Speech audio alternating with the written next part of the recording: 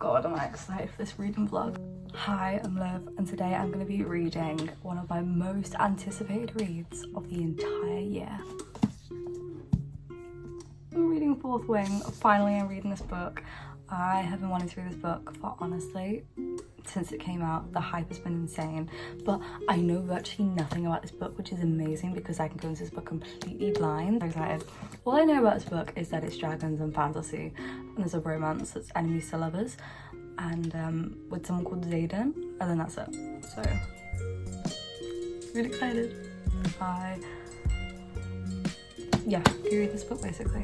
So, let's get on to it. Okay, I have read a couple chapters. So, I am on chapter 3 and I have read 29 pages so far. I'm on to page 29 next. This book has hooked me on a different level. So, I usually am used to fantasies having so much world building at the start and having to just get through it to really enjoy the book afterwards. This had no world building. It was already set. There were a couple of things at the start which explained a little, like a couple of things which got you into the mood. So for instance, there's a page which shows what the college looks like, which is a map, a regular map of the entire place. And each chapter has this little dragon on it, so I'm just obsessed with it. As of right now, we've met our main character Violet, and that's who we're following throughout the book. It is one person's perspective throughout, and we've met the family dynamic that they've got going on with her and her sister and her mother, and the strange relationship that they have, and why they have this strange relationship. So that was good. That all got unraveled within the first chapter. We've also met Zayden, and we've seen what the dynamic between them two is and why they have this enemies situation going on where they don't like each other, and it's a lot more than don't like. They literally hate each other to the point of death, and what I mean by that is they would kill each other. And I've not read something where the hatred is that strong before, so I'm very, very excited. I don't know what it was called. Basically, they've gone through the first, I don't want to say initiation, but basically each person gets to pick what sector they want to be in, whether you want to be a dragon rider, a healer, somebody who's like in a scribe, and she has had to do dragon riding, and her sister's prepped of her and everything, and she's gone through the first test, which is actually getting through, and in this test loads of people can die, and you know, it's very hit and miss if you're going to get through. And so we've just experienced all that within the first 2 chapters, because I'm about to read chapter 3, and honestly I am shocked with the pace of this book. The pace of this book is so fast, which I enjoy because my attention span is minimal, so I do need fast-paced books. World building is such that, you know, they set it up and then we start the story. It's the story is going and the world building is happening as the story is going on. So we're finding out why we don't like Zayden as the story's happening, and we're getting things explained to us as they're happening, and why things are the way they are, and what this place in the world is. I'm obsessed with this book. It's so good. The goal for today is to get to page 300, which I do think is doable. At first I was like, God, this is a big challenge, but the more I'm like reading it, I get so encapsulated that it's hard to put down.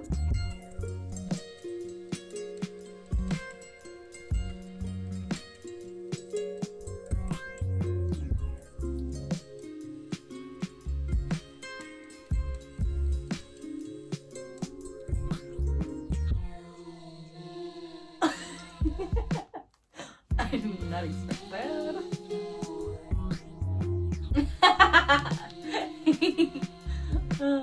Funny. I have read a bit more of this book. I am at page 98 so far, so I have read this small chunk here. So I've read a good amount, and I'm in love with this book. I am so immersed into this book. So this book so far, we have gone through, I said what it's called as well, but the process of them getting through, what's it called? The first bit? Conscription Day, that's it. Had Conscription Day, and we've had the first day of being in the place, being in like the riders school, and basically it's riding college, and we're learning about the classes and about the history of the dragons. The world building is done. I think I've already said this. The world building is done throughout the story, so we're getting information on battles that are happening now through the history classes, which I thought was a really cool idea, instead of like having really slow world building, which can just drag the story down so far. We have Sim more into Xaden and Dane, Violet, Rhiannon. These characters, we've learnt more about them, and we've got more of a feel for what their relationships are like with each other, the friendships, the hatreds and everything. And we've seen more about the teachers and who they really are. So I'm very, very happy so far. I feel like I'm definitely understanding what I'm reading, which is really, really important, obviously. But with fantasies, I do feel like sometimes I get so lost because there's so many names and so many different people, and the names are so complicated. It's just like, what the hell is happening? But this is pretty straightforward right now. There's loads happening, of course, but right now, the way it's been laid out, Rebecca has done a really good job of really laying out all the facts for us, so it's really easy to follow along, basically, which I'm very, very happy about. It doesn't overcomplicate anything. Xaden, his personality has so many layers, and I can already see that. So at first we saw how cutthroat he was, but there's little things that he did that show that there's something else underneath the surface that we just don't know about. And also he is super caring for people as well, which I wasn't expecting, and I appreciate. Also, I love the way that we're finding out about information that we don't know. So, for instance, we're finding out what a signet is, which is like a gift, which we found out as the students were talking about it. So they found out about what it was and the types of them that you can get in a lesson. So we found out at the same time that they did, which I just like that little addition, because it's like you're with them in class and you're experiencing their classes with them and you're following the story. I'm reading, I feel like I'm there in the book. Okay, I'm on page 115. So it's not been much, well, it's not been long since I last updated you, but I just wanted to actually talk about the story because I've spoken about the writing the most. So the actual story, this book is giving like a fantasy version of the Hunger Games. So Hunger Games is obviously very dystopian, and there's the games, and it's basically a fight to the death, and there's only one winner. This is pretty similar in ways. So obviously it's fantasy, there's dragons and everything, and it's very much a fight to the death. You trust your team, so you have different wings, and Violet is in 4th wing, which is why the book's called 4th wing, and there's 4 wings, and your wing is basically like your teammates, your group, I don't know how to call it. Basically, they're the people who you will protect, and they'll protect you.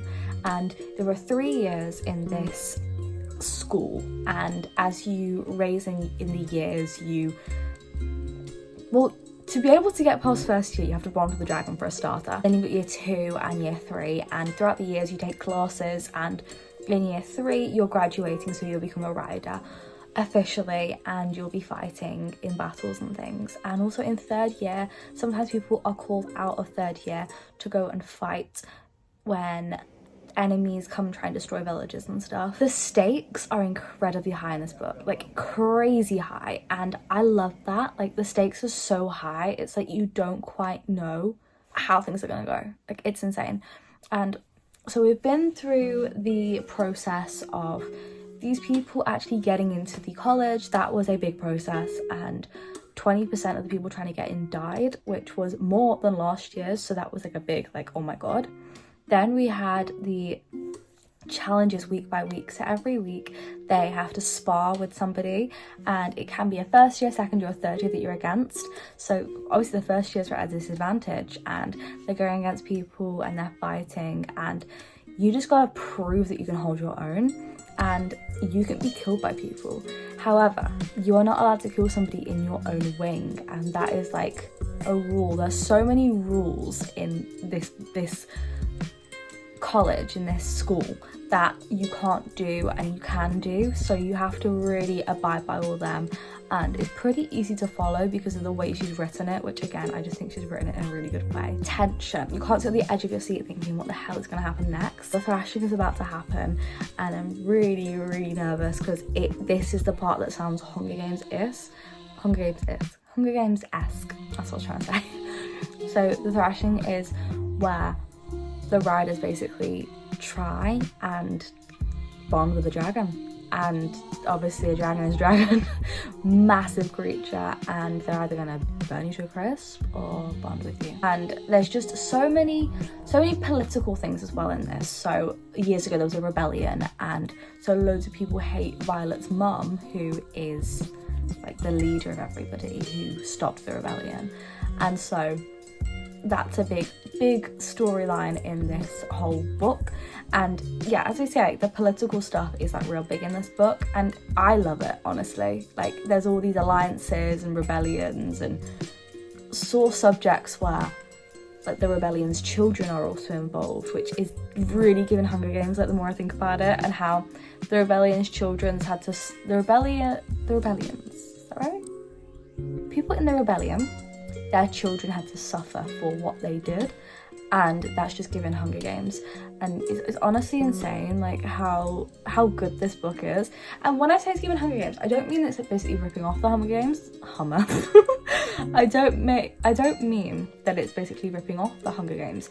I mean that there's just aspects that are definitely giving Hunger Games.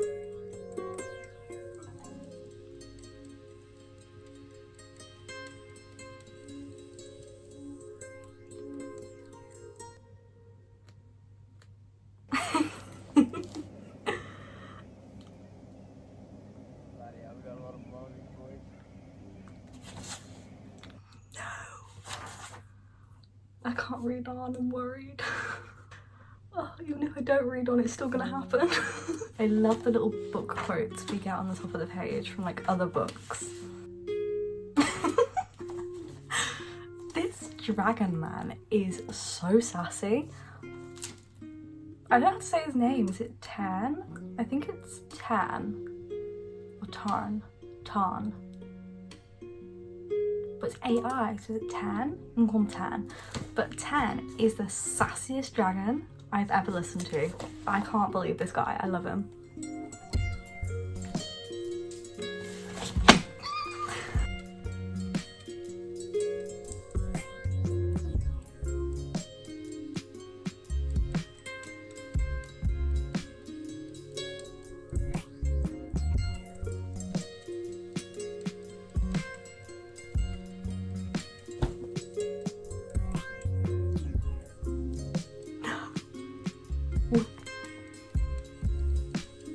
What? I didn't even see that coming. Usually I can see these plot twists coming. That I did not see coming my way. Oh my back. I'm happy. I'm loving this book. So I'm gonna write my Christmas cards right now so I can actually talk about this book whilst I'm doing that. I am at page, let's check. Makeup is just throwing itself out of its makeup bag right now. I'm almost halfway through the book. How insane is that? I'm at page 214 and look at that. Almost halfway through the book. It's amazing. And now when I finish this book, the good thing is I can go on TikTok and I can look at things to do with this book and understand. I don't have to be scared of spoilers because I'll understand everything. So, I have seen the second challenge where they have to climb up the thing that mimics actually riding a dragon to see if they are going to be able to do that or not. It's just constant challenges to see if these people are going to be up to actually finding their dragon. And basically a dragon has to choose them. They can't choose their dragon. Like, a dragon has to choose them and make a bond with them. And that's the only way you can become a rider. If not, then you're gonna have to repeat the year and hope you get on next year. Until you keep doing this until you're gonna get a dragon. So it can be a real grueling progress. It can be a real grueling process. And it doesn't matter if you are really athletic. Like, there's a guy in it called Sawyer and he's been kept back for a year already, and he's really athletic and really good, but he was kept back last year because no dragon wanted to bond with him. They didn't have that connection. Yeah, I've had my opinions changed so many times in this book, especially about Dane. So I don't like Dane's character because I think the stuff that he does is so controlling, whereas I can see why, well, I can see where Xaden's character could potentially start becoming a romantic thing, have a romantic connection with Violet. So I know that those two are enemies to lovers, and I think that's going to be because Xaden can see Violet's potential and he wants her to go for it. He doesn't want to hold her back. He doesn't want to tell her what to do. He wants to just tell her, go for it. Whereas Dane is very much like protective of her, which is great. But he's protective in a way that he wants her to do specific things. He wants to keep her safe his way. And that's by not letting her do certain things, which I just think rubs her the wrong way. So I personally think that that's how that's gonna all go down. I could be completely wrong. I'm okay with that. But as of right now, I think that could be potentially why. I'm powdering now because I'm so oily. I love the relationships. So I love how strong relationships are between the characters. And what I mean by this is Violet's mum, obviously, I've said this previously, Violet's mum is obviously like a general or really important basically. And so that rubs a lot of people the wrong way, especially people who have previously been, had their families executed by her mum because they were rebels. And there's like salt in the wound kind of thing with her being there.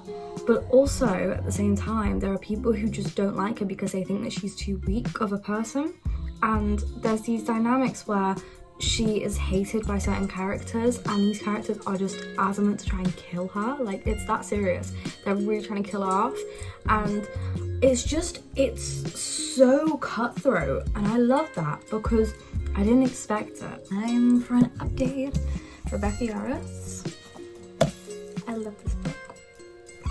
The way that things have happened with which dragons have chosen people and everything. These two people are kind of stuck with each other and it's very much close proximity as well. And it's just amazing. And they have this vibe between each other's electricity, this energy that has always been there since the start, and it's just grown and got more and more. It's become more. It's become bigger and bigger as it's continued. And this energy they've got between them, it's just been like building basically throughout the whole book. And she's noticed it and she's mentioned it so many times going, why do I feel this way? And it's like, girl, you know why you feel this way. I adore how protective Xaden is of people. So we have this like side of Xaden which we see initially of this dark, horrible person. He's got layers and he will kill people when he needs to. But there's this other side of him which just wants to help people so bad. He wants to help other children who have been born of traitors, who have lost their parents. He wants to assist those who need it, and he wants to help Violet out. He doesn't want to see her injured or anything. And whether or not that's for his own gain or that's for her, he still doesn't want to see her hurt. He's incredibly protective. And the difference between him and Dane is he will break rules for those he cares about, whereas Dane will not. Okay, so we've had the tension between Xaden and Violet get stronger, and oh my god, the breaking of it and like the explosion of it was everything. I'm so happy with how that whole thing happened. Also, finding out about what Violet's sigil was amazing. I think that's what you call it, or sigil. I'm not too sure how you say that word, signet or something. But finding out what her gift was amazing.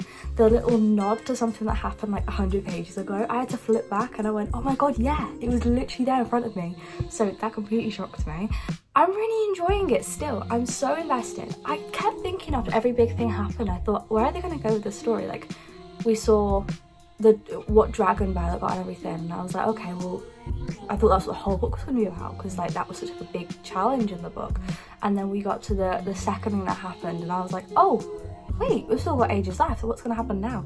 And now the next thing's like happened of this is gonna happen, this is the next problem, and I'm so into this story. So that's why I'm doing a little update, because I feel like something big's gonna happen now, and there's like tensions and there's a lot of action it looks like it's about to happen. Obviously everyone will have different opinions about these people, but for me, Dane is annoying me less, but he's still underestimating Violet, which just annoys me. I hate when people underestimate someone who's actually so skilled just because they're seen as like fragile and or weak or anything.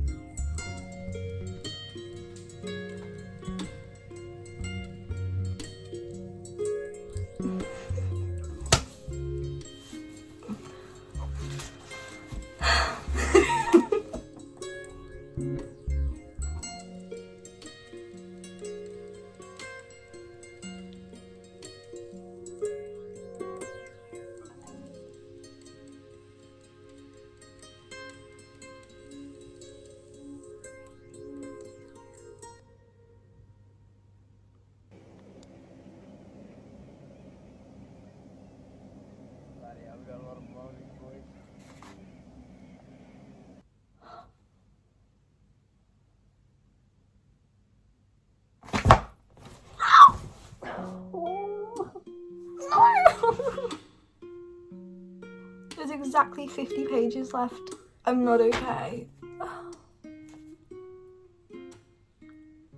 Dane, I actually hate you so much. I hate you so much.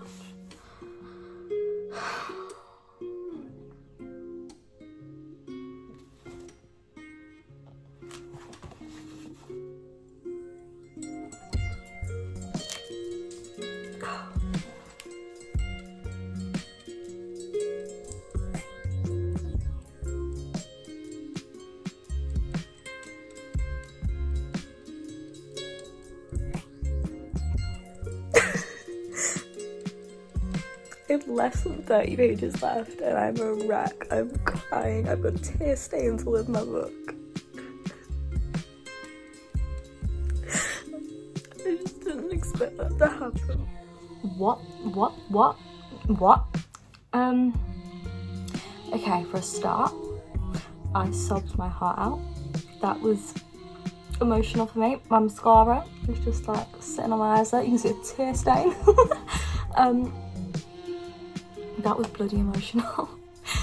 And I'm still not okay because that really hurt me, because I didn't expect happening. I did not expect that to happen. 2, the whole last 50, 60 pages shocked me to my core. I had a feeling that things were not as they seemed. I had a feeling, but then everything happened and I was like, what the hell? The very end, the whole action scene, the whole thing was done so brilliantly. I loved the way it was written. I loved the way that mythical creatures, like more mythical creatures were involved, and we learned more about creatures and things. We didn't learn enough though, we just learned a bit. There was still withheld information, which I enjoyed. Last line, I literally went like this. I just went, what? How? By the time that we'd got to the point where we saw more of like the generals and stuff who are in the armies and things, we started to see that they really had a hatred towards the ex-rebellion's children, and they blamed them for what their parents did, even though obviously they had no part in it, because everyone was children when the rebellion happened years ago. And it was really hard to read after you've got so close to these characters and they have these rebellion scars because of it, these marks, and these like basically relic marks, and these generals will look at them with like a side eye because they don't trust them.